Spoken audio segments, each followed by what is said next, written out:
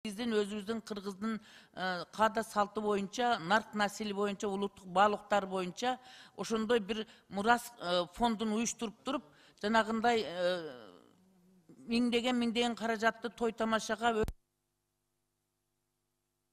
Рахмат.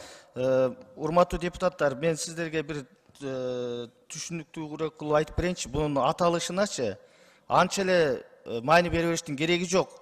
Мектеп, китеп, адеп, дүнүйө, напси бардыгы араб тилинде. Кыргызда жапжашнакай эле колдонуп атпайбы? Вакыптагы балким ошондой сиңип кетет. Болбосо кыргызча бир синонимин табабыз. Бул маселе анын аталышында эмес, мазмунунда, урматтуу депутаттар. Ушуга көңүл буруп койсоңуздар. Бунун аталышында, ошо мектептагы, калемдагы, китептагы бүт арабча.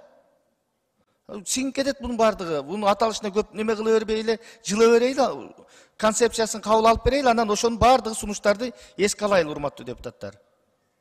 Туурабы? Биринчи микрофон. Атажурт Кыргызстан Талиева. Урматтуу төрага. Ар бир депутаттын өзүнүн көз карашы бар да. Сиз антип көз карашына комментарий бергенге укук болбосо керек. Ар бир депутаттын өзүнүн пикири бар да. Биз өзүбүздүн кыргыз тилибиз үчүн барыбыз күрөшүп келебиз. Сиз дагы, биз дагы. Бирок бул биздин пикирибиз да. Ар ким айткан укугу бар да. Сиз биздин пикирибизге комментарий берип атасыз да. Эми чеги болот да мындай тыюу салуунун дагынчы.